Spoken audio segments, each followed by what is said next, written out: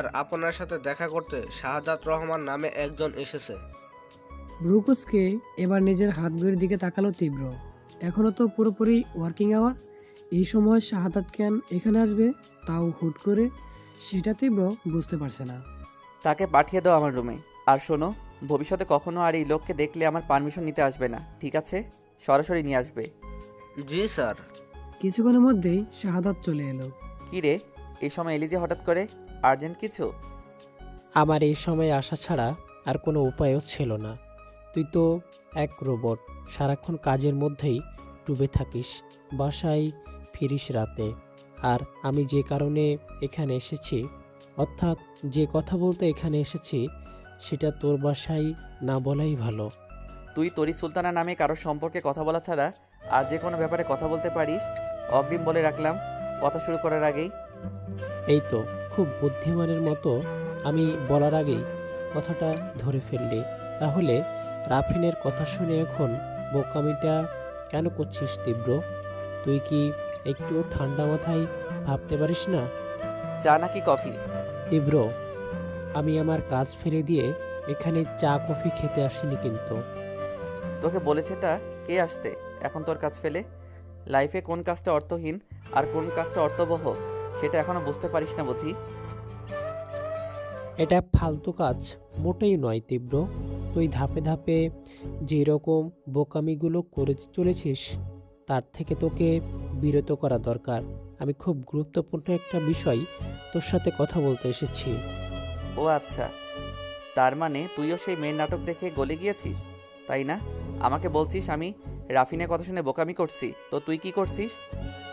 তুই রাফিন আর তরিকে এক কাতারে ফেলেছিস তীব্র।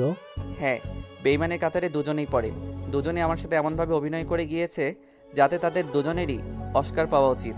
যখন এটা প্রমাণ হয়ে যাবে যে তোরই আসলেই নির্দোষ, তুই না বুঝে জেনে মেয়েটাকে কি পরিমাণ কষ্টই না দিয়েছিস, তখন তোর মুখ ভঙ্গি কেমন হবে আমি শুধু সেটাই ভাবছি রে। ভাবিস না এসব, আকাশকুসুম কল্পনা এসব। আর একজন বিজনেসম্যানকে এরকম চিন্তা করতে মানায় না। তুই কিচ্ছু জানিস না তাই এভাবে রিয়েক্ট করছিস তীব্র।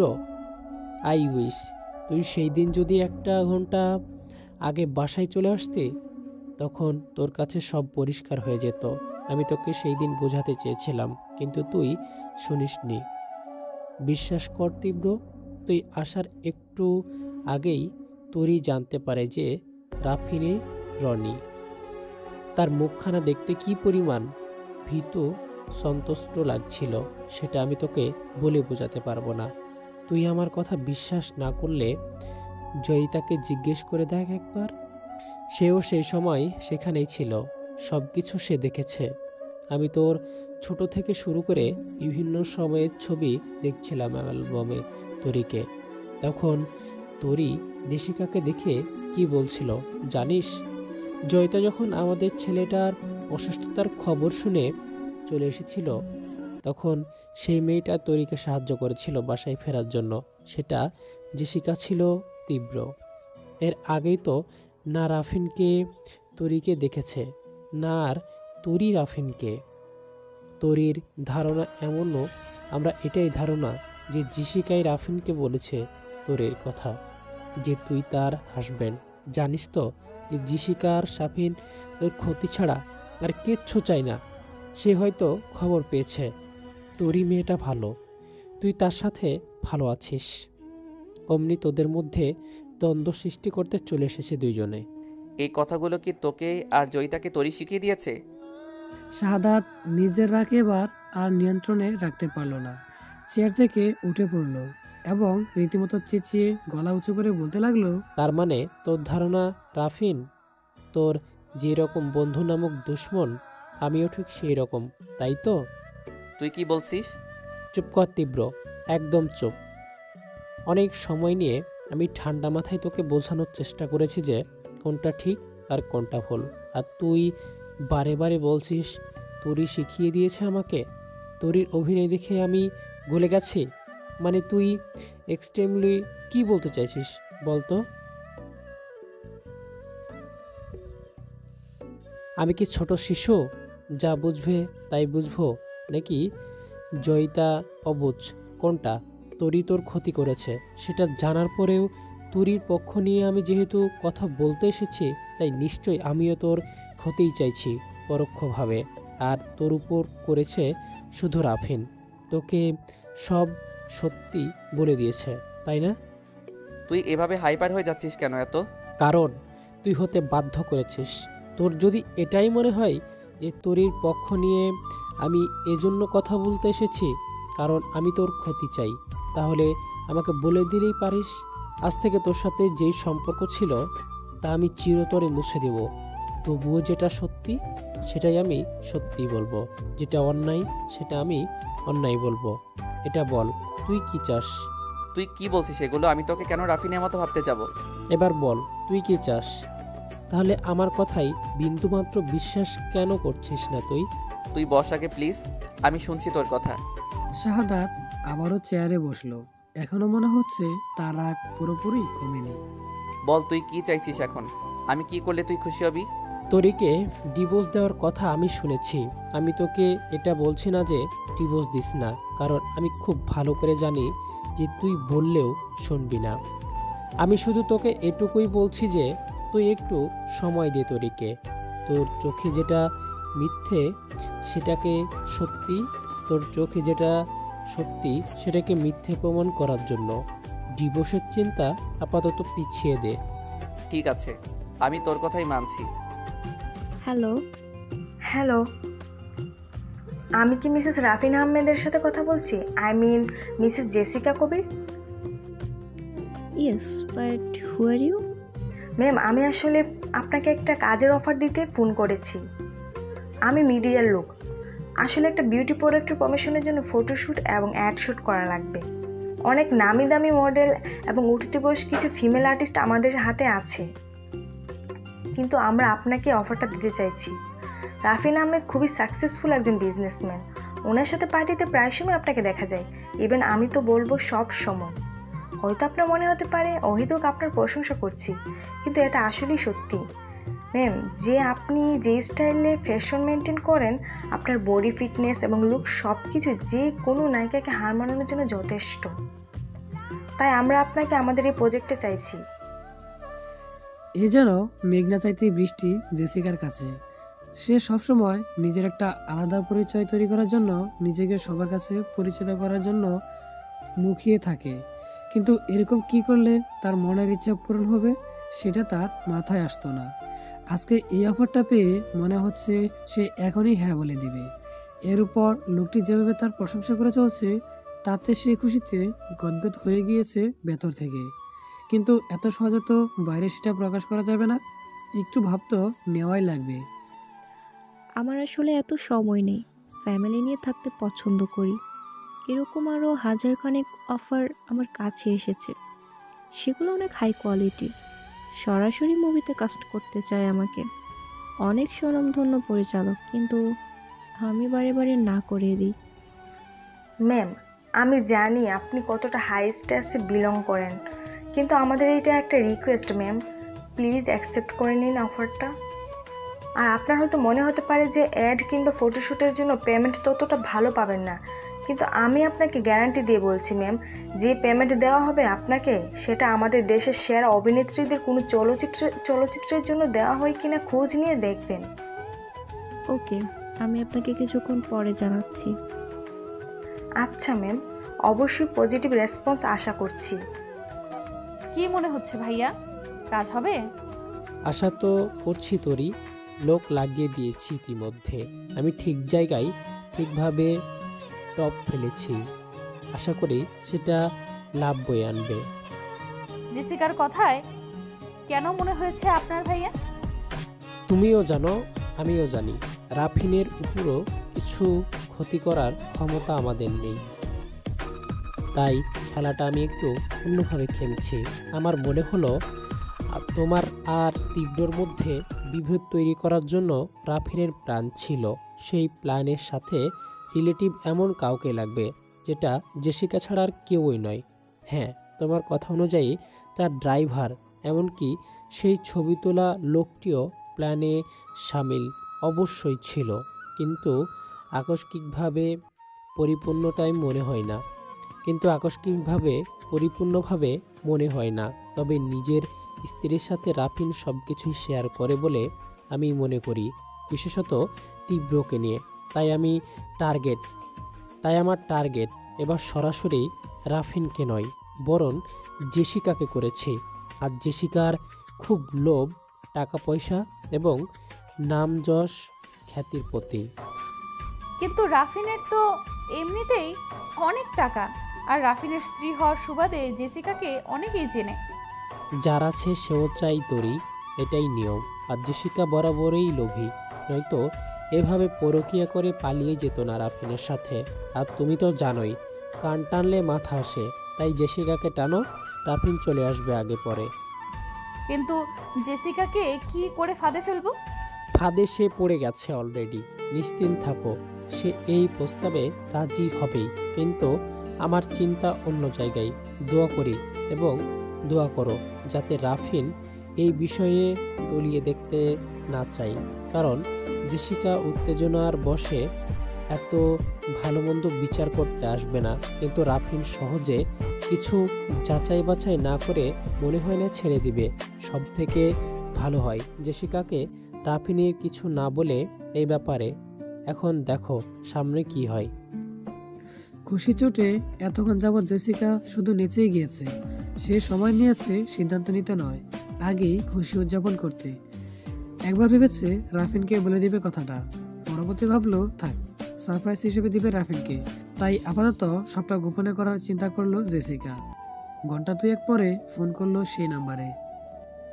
হ্যালো, জেসিকা কবির বলছি। হ্যাঁ ম্যাম, আপনার নাম্বার সেভ করা আছে, বলুন ম্যাম। দেখুন, আমি অনেক ভেবেচিন্তে দেখলাম আমি আসলে কাজটা করতাম না, কিন্তু আপনারা যেভাবে রিকোয়েস্ট করেছেন আর আমি হ্যাঁ বলবো সে আশা নিয়ে বসে আছেন, তাতে আমার অনেকটাই খারাপ লেগেছে। বলতে পারেন টাকার বিনিময়ে নয়, বরং মানবতার খাতিরে আপনাদের অনুরোধ রক্ষা করছি আমি। Thank you so much ma'am. আসলে অসাধারণ ম্যাম, আপনার কোনো তুলনা হয় না, আপনি অনন্য, অতুলনীয়। জেসিকা এত ভালো কমপ্লিট ম্যান মনে হয় এই জীবনে প্রথম একসাথে এতগুলো পেল। খুশিতে লাড্ডু ফুটছে তার মনে। ওকে ওকে, আর বলতে হবে না কিছু। বলে দিন কবে কোথায় আসতে হবে, আর পেমেন্টটার ব্যাপারটা ক্লিয়ার করে দিন। আমি কিন্তু অ্যাডভান্স পেমেন্ট পুরোটাই নিব। অবশ্যই ম্যাম, আপনার জন্য সব কিছুতেই আমি রাজি। কিন্তু ম্যাম, অ্যাগ্রিমেন্ট পেপারে তো সাইন করতে হবে। আপনি চলে আসুন আগামীকাল, আমি সব টাকা ক্লিয়ার করে দেব, একেবারে ক্যাশ। পার্ট 32। জেসিকা বিকালের দিকে তাকে দেওয়া ঠিকানায় গাড়ি নিয়ে চলে গেল। গাড়ি পৌঁছালো নির্দিষ্ট গন্তব্যে। গাড়ি থেকে নেমে ফোন করলো সেই নাম্বারে। রিং হওয়ার কয়েক সেকেন্ডের মাথায় ফোন রিসিভ করা হলো। জেসিকার মনে হলো তার ফোনের আশাতেই তারা বসেছিল। নিজেকে নিয়ে অহংকার বোধ তার আরও বেড়ে গেল। হ্যালো ম্যাম, আপনি এসেছেন? হ্যাঁ, কোথায় আপনি বা আপনারা? আমি তো কাউকে দেখতে পাচ্ছি না। ম্যাম আপনি দাঁড়ান, আমরা আপনাকে দেখতে পাচ্ছি, এখনই আমি লোক পাঠাচ্ছি। কিছুক্ষণ পরেই একটা মাঝবয়সী ছেলে এসে জেসিকাকে দেখে অত্যন্ত বিগলিত হাসি এসে তার সাথে যেতে বলল। ছেলেটি অনুসরণ করে তার পিছু পিছু গেল জেসিকা। একটা পুরাতন বিল্ডিং এর ভেতর, যেখানে গিয়ে দেখলো আগে থেকেই 8-10 জন লোক বসা। জেসিকাকে দেখে তারাও বসতে বলল খুব নম্রভাবে। আমার বেশি একটা সময় নেই হাতে, আমার ছেলেকে ঘুম পাড়িয়ে এসেছি। আমাকে কোথায় সাইন করতে হবে বলে দিন, কবে শুটিংয়ের জন্য আসতে হবে বলে দিন, আর টাকাটা পুরো ক্লিয়ার করে দিন। অবশ্যই ম্যাম, সবই করা হবে, কিন্তু আপনার মতো এমন একজন ব্যক্তি আমাদের এখানে এসে কিছু না খেয়ে চলে যাবে, সেটা তো আমরা হতে দিতে পারি না। এরপর পাশে দাঁড়িয়ে থাকা একটি ছেলেকে ইশারা দেওয়াতে সাথে সাথে ছেলেটি চলে গেল এবং প্রায় সাথে সাথেই হাতে একটি বড় মাপের ট্রে নিয়ে এলো, যাতে আছে নানা রকমের ফাস্ট ফুড, ফ্রুটস এবং ড্রিঙ্ক। জেসিকা হাতে একটা ড্রিঙ্কসের গ্লাস তুলে নিল। চুমুক দিতে না দিতেই দেখতে পেল সেই লোকটি শুরু থেকে সব নির্দেশনা দিয়ে আসছে এবং কথাবার্তা শুনে মনে হচ্ছে এই লোকটি তাকে ফোন করেছিল। যদিও তার নাম এখনো জানা হয়নি জেসিকা, তাই লোকটির ফোন বেজে উঠল এবং ফোন কানে লাগানোর কিছুক্ষণ পরেই তার কপালে চিন্তার ছাপ দেখা গেল। অপর পাশে থাকা ব্যক্তিকে দ্রুত খুঁজে বের করো বলে ফোন কেটে দিল। Any problem? জি ম্যাম, অনেক বড় একটা সমস্যাতে আছি। আমাদের টিম আসলে নতুন মিডিয়া জগতে, সব কিছু নতুন করে শুরু করছি। একটা ফিল্ম সামনে করার ইচ্ছা আছে আমার। বলতে পারেন আমি ডিরেক্টর। ফিল্মটার জন্য ফটোগ্রাফার এবং স্টোরি রাইটার ঠিক হয়ে গিয়েছিল। তারা আমাদের কথা দিয়েছে যে আমাদের সাথে কাজ করবে। আজকে সকালেই হুট করে ফোন দিয়ে বলল নতুনদের সাথে কাজ করতে তারা আগ্রহী না। এটা কি কোনো কথা হলো বলেন? হুট করে কিভাবে তারা না করে দেয়? এখন এই দুজনের শূন্যস্থান পূরণ করার চেষ্টা করছি। এখানে ফটোশ্যুটের জন্য যাকে ঠিক করেছি তার ততটা যোগ্যতা নেই যে সিনেমায় কাজ করাতে পারবো। আর স্টোরি রাইটারের কথা তো বললামই। বাকিদের তো ঠিক করা আছে। ফিল্মের কাজ যদি ঠিক সময় শুরু করতে না পারি তাহলে তো বিরাট লস খেয়ে যাব। বাকি যারা রাজি হয়েছে কাজ করতে, যাদের সাথে এগ্রিমেন্ট পেপারে সাইন করা হয়ে গিয়েছে, তাদের তো টাকা দিতেই হবে। এখন কি করব কিচ্ছু বুঝতে পারছি না আমি। ফটোগ্রাফারের ব্যবস্থা আপনি চাইলে আমি করে দিতে পারি। আর স্টোরি রাইটিং আপনি কিসের উপর ভিত্তি করে চাইছেন? সত্যি ম্যাম, আপনি ফটোগ্রাফার ম্যানেজ করে দিবেন? প্রফেশনাল তো? হ্যাঁ, ফটোগ্রাফি ভালো পারে, আমি তার সাথে কথা বলে দেখছি। ওকে ম্যাম, আপনি ফটোগ্রাফার আগে ঠিক করুন, আমি স্টোরি রাইটিংয়ের ব্যাপারটা আপনাকে পরে বলছি। ইমরান, তোর জন্য একটা দারুণ অফার নিয়ে এসেছি। আমাকে থ্যাঙ্কস পরে দিস, অফারটা আগে শোন। খুশিতে লাফিয়ে উঠবি। কি আপু, ওয়েডিং ফটোগ্রাফির সুযোগ পেয়েছে বুঝি? আরে ধুর, এর থেকেও বড়। তোর আপু কি আর ছোট্টখাটো জিনিসের দিকে নজর দেয় নাকি? শোন, ফিল্মের ডিরেক্টরের সাথে আমার কথা হয়েছে। তাদের সিনেমার ফটোগ্রাফার ইমিডিয়েটলি লাগবে। আমি এই সুযোগটা তোর জন্য নিয়ে এসেছি, বুঝলি? আপু সত্যি বলছিস তুই? আমি তো ভাবতেই পারছি না। দুলাভাই বুঝি এনে দিয়েছে এটা? আরে না, তোর দুলাভাই জানে না এসব। তাকে এখন আগ বাড়িয়ে বলতে যাস না। আমি এখানে ফটোশ্যুটের জন্য এসেছি, বুঝলি?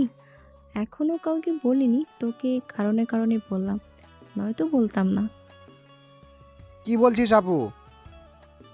তুই তো সেলিব্রিটি হয়ে যাচ্ছিস রে। আরে আস্তে কথা বল। শোন, তারা আমাকে অনেক বেশি দাম দিচ্ছেন রাফিনের ওয়াইফ হিসেবে। এখন তুই এখানে আসলে আমি তোর আর আমার ভাই হিসেবে পরিচয় করানোর পরে তাদের সাথে খুব ভাব নিয়ে থাকবি, বুঝলি? খুশিতে আত্মহারা হয়ে যাস না আবার। আচ্ছা আপু, ঠিক আছে, তোর কথা বুঝতে পেরেছি।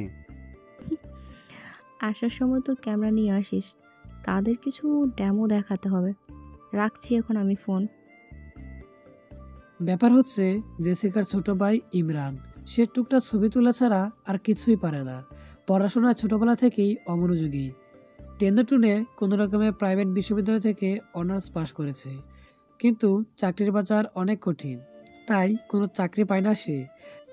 জেসিকার অনুরোধে রাফিন তাকে তার কোম্পানিতে কাজের ব্যবস্থা করে দিয়েছিল একটা ভালো পোস্টে, কিন্তু এমন কাজই করেছে ইমরান যে রাফিনের ব্যবসা 10 পড়তে নিয়েছিল। পরে সেখান থেকেও রাফিন তাকে বের করে দেয়। তবে এখনও রাফিনের টাকার উপরে খাচ্ছে সে। খুব করে চাচ্ছে ফটোগ্রাফি নিয়ে বড় কিছু করার, এজন্য তার যা করার লাগে সে করতে প্রস্তুত। সিনেমার স্ক্রিপ্ট আসলে আমরা চাচ্ছি স্বামী স্ত্রীর সম্পর্কে টানাপোড়েনের, তাদের সুখী দাম্পত্য এবং একটা সময় দাম্পত্য কলহ, পরবর্তী সেটা কোনো দিকে যায়, মানে ঘটনা প্রবাহ, এসব প্রাথমিক চিন্তাভাবনা। এই বিষয়ের উপর আপনারা কোন স্টোরি রাইটার পাচ্ছেন না? না, চেষ্টা তো করে যাচ্ছি। সরি, যদি আমি আপনাদের সেই ব্যবস্থা করে দিই তাহলে? আপনার কাছে স্টোরি রাইটারও আছে? বাহ, সব তো আপনার হাতের মুঠোয়। না, স্ক্রিপ্ট রাইটার আমাকে না হয় ধরে নিন, তবে এর জন্য আমি কি পাবো? আপনি পেমেন্ট তো অবশ্যই পাবেন, আর আপনার যদি কোনো আপত্তি না থাকে তাহলে ফিল্ম লিড হিসেবে আমরা আপনাকে নিতে চাই। তাছাড়া ছবিটা যদি ব্যাপক সাড়া ফেলে তাহলে ভবিষ্যতে হয়তো আপনার স্ক্রিপ্ট রাইটার হিসেবে কল করতে পারি। জেসিকা খুশিতে আত্মহারা হয়ে যাচ্ছে, যথাসাধ্য চেষ্টা করে যাচ্ছে সেটাকে অপ্রকাশিত রাখার। তবে তার খুশি মাত্রা এতটাই বেশি যে পুরোটা চেপে রাখতে পারলো না। খুশিতে চোখ চিকচিক করছে তার। ওকে, আমি আপনার সাথে শেয়ার করবো পুরোটা। আগে ফটোগ্রাফার এসে নিক। জেসিকার ভাই ইমরান চলে এসেছে। তার ভাইয়ের সাথে ডিরেক্টরের পরিচয় করে দিয়েছে জেসিকা। ইমরানকে জেসিকা বলল তার তোলা ছবি কিছু দেখাতে। এর মধ্যে ফোন এলো জেসিকার। রাফিন ফোন করেছে।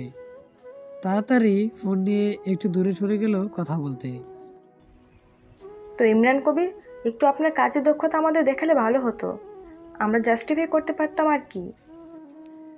জি, এই যে দেখুন। ইমরান একের পর এক ছবি দেখাতে লাগলো। ছবির লোকেশন সম্পর্কে তাকে অনেক কথা জিজ্ঞেস করা হচ্ছে, আর সেও নির্দ্বিধায় সবকিছু বলে দিচ্ছে। তার সিগনেচার ফটোগ্রাফি হিসেবে কিছু নিজের কাছে রেখে দিয়েছে ডিরেক্টর। জেসিকা চলে আসার পর জিজ্ঞেস করলো সব কথাবার্তা কমপ্লিট কিনা তাদের মধ্যে। দুজনেই সায় দিল। এবার জেসিকা ডিরেক্টরকে বলতে লাগলো, স্ক্রিপ্ট নিয়ে কথা বলবো বলছিলাম। দেখুন, স্বামী স্ত্রীর সম্পর্কে টানাপোড়েনে দেখানো খুব কঠিন কিছু বলে আমার মনে হয় না। আপনি লক্ষ্য করলে দেখবেন এরকম অনেক দম্পতি আছে যাদের মধ্যে সম্পর্কের অবনতি ঘটেছে। আপনার পরিচিত আছে এমন কেউ?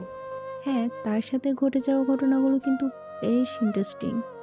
সেই ঘটনাগুলোর সাথে যদি আরও একটু কিছু যোগ করা যায় বাড়তি করে, তাহলে একেবারে খাপে খাপ হয়ে যাবে। কার সাথে ঘটেছে এমন ঘটনা? আমি আপনাকে নাম বলতে পারছি না, কারণ প্রাইভেসি বলে তো একটা কথা আছে, কিন্তু সে ঘটনাগুলো আমি বলতে পারি আপনাকে, শুনুন।